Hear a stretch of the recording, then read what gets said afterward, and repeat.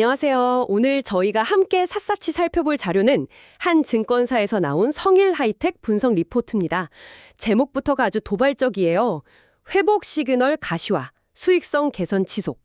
사실 이 배터리 리사이클링 산업, 지난 한 해 정말 혹독한 겨울을 보냈잖아요. 네, 맞습니다. 혹독한 겨울이라는 표현이 정말 딱 맞는 것 같아요. 그렇죠. 성일 하이텍이 이제 다 쓴 배터리에서 니켈, 코발트 같은 핵심 광물을 다시 뽑아내는 뭐랄까 버려진 것에서 금맥을 찾는 기업인데요. 네네. 이 사업의 수익성은 결국 뽑아낸 그 광물, 그러니까 메탈 가격에 달려 있거든요. 네네. 근데 작년부터 메탈 가격이 계속 하락세였죠. 게다가 원료가 되는 폐배터리를 구하는 경쟁은 너무 치열해졌고요. 여러모로 좀 힘든 시기였습니다. 그렇죠. 그래서 이런 상황에서 회복이라는 단어, 그것도 가시화되었다고 딱 단언하는 리포트가 나왔다는 게 되게 흥미로운 거죠. 네.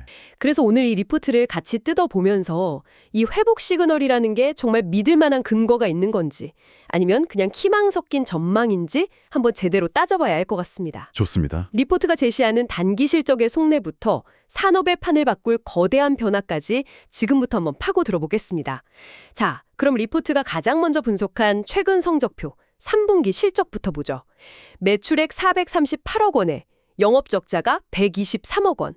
아니 회복 시그널이 보인다면서요. 숫자만 보면 오히려 더 나빠진 것 같은데요. 네, 저도 이 부분을 보면서 많은 분들이 좀 고개를 갸웃했을 것 같아요. 표면적으로는 실망스러운 숫자가 맞습니다. 그렇죠. 그런데 리포트는 바로 그 숫자 뒤에 숨어 있는 내용을 봐야 한다고 아주 강하게 이야기하고 있습니다. 어떤 내용이죠? 우선 매출이 줄어든 건요. 직전 분기인 2분기에 이례적으로 대규모 물량을 판매했기 때문에 나타난 일종의 착시 현상, 그러니까 기저효과가 큽니다. 아, 기저효과라는 건 알겠습니다. 2분기에 워낙 많이 팔아서 상대적으로 3분기가 적어 보인다는 거겠죠? 네, 맞습니다. 하지만 그렇다고 해도 123억 원이라는 영업 적자는 너무 큰 숫자 아닌가요? 여기서 어떻게 긍정적인 신호를 읽어내라는 거죠? 바로 그 지점이 이 리포트 분석의 핵심입니다. 리포트에 따르면 성일 하이텍이 2분기에 엄청난 손실을 감수하면서까지 한 가지 중요한 일을 해냈어요. 손실을 감수하면서요? 네, 바로 원가가 매우 높게 책정되어 있던 재고, 업계에서 말하는 악성 재고를 전부 다 털어낸 겁니다. 악성 재고를요? 네, 과거에 비싼 값에 원료를 사와서 만들었던 제품들을 손해를 보고서라도 모두 팔아치운 거죠. 아, 잠시만요. 그러니까 일부러 손해를 보면서 재고를 정리했다는 건가요? 마치 큰 수술을 앞두고 몸 안의 염증을 미리 다 제거하는 것처럼요. 정확한 비유입니다. 2분기에 아픈 주사를 그냥 세게 한번 맞은 셈이죠. 아하. 그 덕분에 3분기부터는 새롭게 그리고 훨씬 낮은 원가로 만든 제품들만 남게 된 겁니다. 그래서 3분기 실적은 비록 회계상으로는 큰 적자를 기록했지만 사업의 본질적인 수익성 자체는 극적으로 개선되기 시작했다는 게 리포트의 분석입니다. 겉으로 보이는 상처는 크지만 속으로는 체질 개선이 시작된 첫 분기라는 의미군요. 네, 바로 그거죠. 그렇군요. 보이는 숫자보다 내용의 질이 완전히 달라졌다는 이야기네요. 정말 흥미로운 분석입니다. 그럼 이 체질 개선이 다음 분기에는 어떻게 나타날까요? 리포트가 전망하는 4분기 실적을 보면 여전히 92억 원의 영업 적자가 예상되는데 동시에 EBITDA 흑자 전환이라는 말을 아주 중요하게 강조하고 있습니다. EBITDA, 이게 정확히 어떤 의미이고 왜 중요한 건가요? 이제부터가 본격적인 턴어라운드 스토리가 시작되는 지점입니다. EBITDA라는 건 간단히 말해서 회사가 영업활동으로 벌어들인 현금 창출 능력을 보여주는 지표거든요. 현금 창출 능력이요? 네, 회계상의 이익, 그러니까 영업이익에는 공장을 짓거나 설비를 사는 데 들어간 투자비, 즉 감가상각비처럼 실제로 현금이 빠져나가지 않는 비용까지 포함되어 있거든요. EBITDA는 이런 비연금성 비용과 이자, 세금을 제외하고 순수하게 사업 자체로 돈을 얼마나 벌고 있는지를 보여주는 겁니다. 알겠습니다. 근데 여전히 영업 적자는 92억 원이잖아요. 현금은 9억 원 벌기 시작했지만 화사는 여전히 92억 원 손해를 보고 있다. 이렇게 들리는데 이게 정말로 마냥 긍정적인 신호라고만 볼 수 있을까요? 아주 좋은 질문입니다. 바로 그 간극을 이해하는 게 중요합니다. 네. 대규모 장치 산업의 특성상 초기에 수천억 원을 들여서 공장을 지으면 매년 수백억 원의 감가상각비가 장부의 비용으로 기록이 돼요. 이건 실제 현금이 나가는 게 아니라 그냥 회계상의 처리일 뿐이죠. 아, 리포트가 4분기 EBITDA의 흑자 전환을 중요하게 보는 이유는 바로 이 거대한 감가상각비 부담을 뚫고 드디어 핵심 사업 자체에서 현금을 만들어내기 시작했다는 굉장히 상징적인 신호이기 때문입니다. 아하. 회사의 심장이 다시 뛰기 시작했다는 증거로 해석하는 거군요. 네, 맞습니다. 이제 좀 명확해지네요. 회계정부의 잉크는 아직 붉은색이지만 회사의 금고에는 돈이 다시 쌓이기 시작했다는 청신호로군요. 알겠습니다. 그럼 리포트는 이 4분기 수익성 개선의 구체적인 이유로 메탈 가격과 환율 상승을 꼽았는데 특히 이 메탈 가격의 변화가 심상치 않은 것 같아요. 이게 첫 번째 거대한 변화의 축인 거죠. 맞습니다. 리사이클링 기업의 운명을 좌우하는 가장 결정적인 변수죠. 리포트가 주목하는 건 바로 코발트입니다. 코발트요?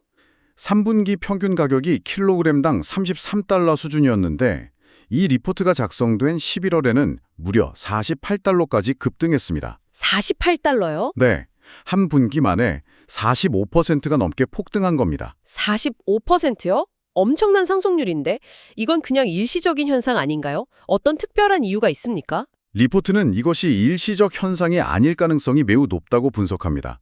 아주 명확하고 구조적인 이유가 등장했기 때문이죠. 구조적인 이유요? 네, 전 세계 코발트 생산량의 거의 80%를 장악하고 있는 콩고 민주공화국이 칼을 빼들었습니다. 지난 2월에 수출 금지 조치를 발표하더니 10월부터는 아예 수출 쿼터제를 본격적으로 시행하기 시작했습니다. 잠깐만요. 그럼 이건 단순히 시장의 수요 공급에 따른 자연스러운 가격 변동이 아니네요. 그렇죠. 콩고라는 한 국가가 전 세계 코발트 공급의 80%를 쥐고 이제는 마치 오펙이 석유 생산량을 조절하듯 공급량을 인위적으로 통제하겠다는 거잖아요. 네, 이건 거의 코발트 카르텔의 시작이라고 봐도 되는 건가요? 성웰하이텍 같은 기업 입장에서는 엄청난 희소식이겠는데요? 코발트 카르텔이라는 표현이 지금 상황을 가장 날카롭게 보여주는 것 같습니다. 리포트도 바로 그 점을 강조합니다. 이건 단발성 이벤트가 아니라 공급 구조 자체의 판을 바꾸는 거대한 변화라는 거죠. 와, 심지어 콩고 정부는 이 쿼터제를 26년, 27년까지 계속 유지할 계획이라고 합니다. 앞으로 몇 년 동안이요? 네, 따라서 코발트 가격 강세는 단기에 그치지 않고 중장기적으로 이어질 가능성이 높다고 보는 겁니다. 공급자 측에서 아예 가격을 떠받치기로 작정한 셈이군요. 이건 정말 큰 변화네요. 그럼 또 다른 핵심 광물인 리튬은 상황이 어떤가요? 리튬 가격은 한동안 계속 바닥을 기고 있다는 이야기를 많이 들었거든요. 리튬은 코발트와는 결이 조금 다릅니다.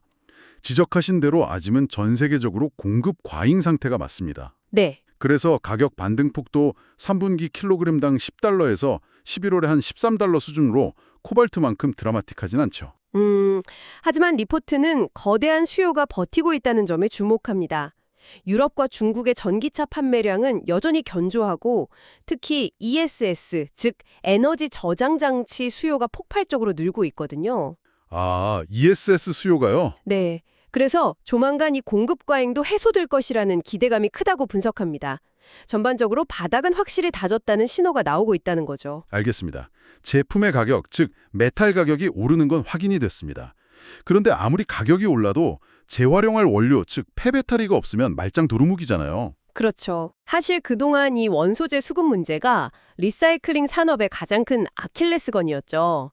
특히 중국 업체들이 막대한 자본력으로 원료를 싹쓸이 해가서 국내 기업들이 고사 직전이라는 얘기까지 나왔었는데 이 문제에 대한 해결책도 리포트에 나와 있나요? 네. 그리고 바로 이 부분이 이 리포트가 제시하는 두 번째 거대한 변화이자 어쩌면 성일하이텍의 장기적인 운명을 결정지을 가장 중요한 변수일 수 있습니다. 오. 리포트는 2026년 11월 9일이라는 아주 구체적인 날짜를 명시하고 있습니다. 2026년 11월 9일. 무슨 날이죠? 이날부터 유럽 연합 내에서는 블랙매스를 비OECD 국가로 수출하는 것이 법적으로 전면 금지됩니다. 블랙매스요? 네, 블랙매스는 폐배터리를 잘게 분쇄해서 만든 검은색 가루인데요.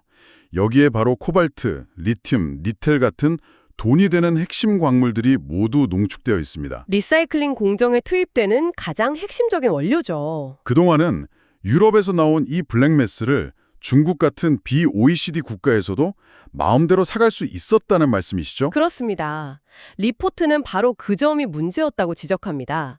특히 자금력이 풍부한 중국 업체들이 유럽의 블랙매스를 아주 공격적으로 높은 가격을 부르면서 싹쓸이 해갔습니다. 아, 그랬군요. 이것이 성일 하이텍 같은 국내 기업들의 공장 가동률을 떨어뜨리고 수익성을 악화시킨 근본적인 원인 중 하나였죠.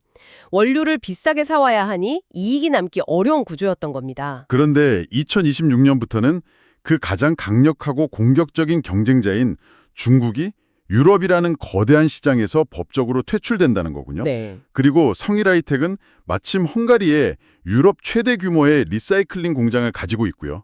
이 퍼즐이 맞춰지니 그림이 완전히 달라지는데요. 바로 그 점입니다. 이건 게임의 룰 자체가 바뀌는 겁니다. 게임의 룰이요? 2026년부터 유럽에서 발생하는 막대한 양의 페베타류와 블랙매스는 이제 유럽 영내 혹은 한국 같은 OECD 국가 내에서만 처리해야 합니다. 가장 큰 경쟁자가 사라진 시장에서 이미 현지의 대규모 생산 거점을 확보한 성일 하이텍은 절대적으로 유리한 위치를 선점하게 되는 거죠. 원료를 훨씬 안정적으로 그리고 지금보다 훨씬 합리적인 가격에 확보할 수 있는 길이 열리는 셈이네요. 맞습니다. 와, 이건 정말 엄청난 소식이네요. 정리해보면 단기적으로는 코발트 카르텔의 등장으로 제품 가격이 오르고 장기적으로는 유럽의 규제 변화로 원재료를 안정적으로 확보할 수 있게 된다. 이 두 가지 거대한 순풍이 동시에 불어오기 시작했다는 거군요. 네, 리포트의 결론이 바로 그것입니다. 이 두 가지 핵심적인 분석을 근거로 성일 하이텍에 대한 투자 의견을 바이, 매수죠. 그리고 목표 주가를 47,000원으로 상향 조정한 것이죠. 그 논리를 한 문장으로 요약하면 이렇습니다. 지난 몇 년간 리사이클링 산업 전체를 짓눌렀던 첫째, 메탈 가격 약세와 둘째, 원재료 수급 불안이라는 두 개의 거대한 족쇄가 이제 풀리기 시작했다. 물론 리포트도 모든 게 장밋빛이라고만 하지는 않았겠죠. 분명히 리스크 요인도 짚었을 텐데요. 물론입니다. 리포트는 여전히 남아있는 리스크도 명확히 언급합니다. 예를 들어 현재 메탈 가격이 바닥에서 반등하고는 있지만 21년에서 22년 사이에 그 폭발적인 호황기에 비하면 여전히 낮은 수준이라는 점. 네, 그렇죠. 그리고 힘든 시기를 거치면서 부채 비율이 높아지는 등 재무 구조가 나빠진 점은 단기적으로 분명한 부담 요인이라고 지적합니다. 그럼에도 불구하고 매수 의견을 낸 것은 이런 단기적인 부담보다는 장기적인 구조 변화의 긍정적 효과가 훨씬 더 클 것이라고 판단한 거군요. 정확합니다. 단기적인 재무 부담은 앞으로 실적이 개선되면서 해결해 나갈 수 있는 문제지만 코발트 공급 구조의 변화나 유럽의 규제 같은 거시적인 환경 변화는 한번 방향이 정해지면 되돌리기 어려운 훨씬 더 강력하고 장기적인 동력이기 때문이죠. 리포트는 2026년부터 원료 확보가 원활해지면 성일 하이텍의 공장 가동률이 빠르게 회복되고 실적 개선 속도도 매우 가팔라질 수 있다고 기대하는 겁니다. 오늘 성일 하이텍에 대한 증권사 리포트를 아주 깊게 파고 들어봤는데요. 한번 정리해보겠습니다.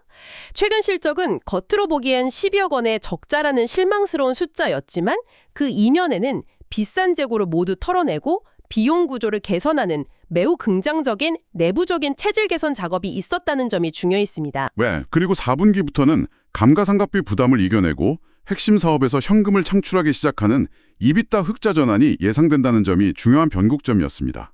더 나아가 미래를 보면 콩고의 공급 통제로 인한 코발트 가격 강세와 2026년 시행될 유럽의 블랙매스 수출 금지라는 두 가지 거대한 외부 환경 변화가 이 기업에 매우 강력한 순풍으로 작용할 것이라는 게 리포트의 핵심적인 분석이었죠. 한 기업을 둘러싼 외부의 거대한 파도와 내부적인 체질 개선 노력이 정확히 맞물리면서 하나의 인상적인 회복의 서사를 만들어가는 과정을 엿볼 수 있었습니다. 오늘 분석은 여기까지입니다. 함께해 주셔서 감사합니다.